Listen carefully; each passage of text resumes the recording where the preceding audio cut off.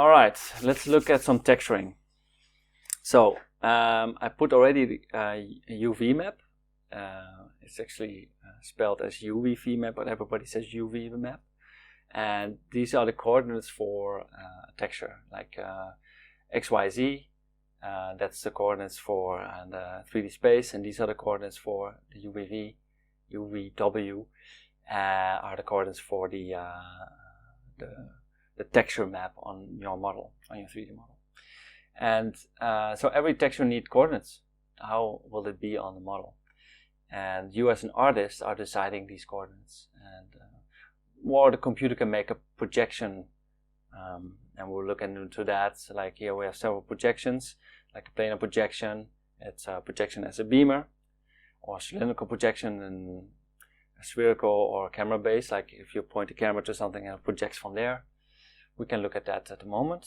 Yeah, so this map will be added to this object, and will give the texture map knows then how to put itself there. We can put the texture now, and we can do that here, we can do that here, doesn't matter, so it's the same, right? So we can hit this checker and go to File. So you can put a PhD file as well, but it's a bit harder to load. You can put all these standard aspects as well, it's like wood, or like a mountain, a texture, or grid, or fractal.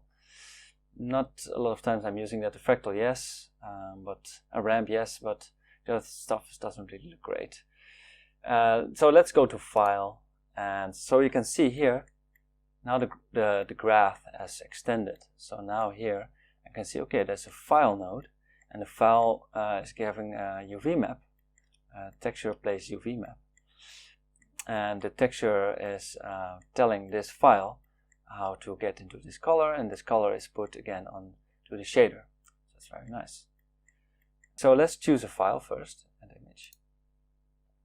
Well, this monkey, I don't care. So let's have this monkey, and we need to press 6 here. I clicked here on top and then hit 6 to show the monkey on it. Maya is doing a great job to recognize that this is a sphere and puts it accordingly on it. So we can put this image also on this plane. So we can say, okay, I have this Lambert, but okay, this Lambert 1. So let's make another Lambert. Go to my file, and it's on that now. We did that before, and it's a planar projection.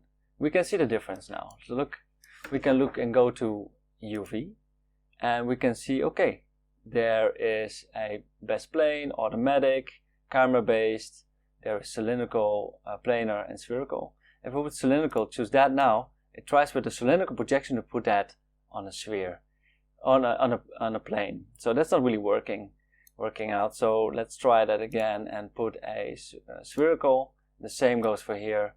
Yeah, this won't really work out. It's nice for make some nice art, for example, but it won't work. So it's hit planar, and now it's still not really working because it's planar, and the planar projection is probably from a side. So it's squeezing out all the texture, all the pixels. So let's see into the options of the planar. It's like it's from the x-axis. Okay. So maybe you need to put it from the y-axis. Here we go. So it's coming from above now. Same goes if you have a certain camera angle, like you can do from a camera, so a camera based, like this. This is from my camera angle now. So it's adding the texture from, I could do this from this angle, camera based. Sometimes you want that, most of the time you don't. And there's also automatic, sometimes it works as well, very good. And it just gives you according to Maya, the best way to put it on.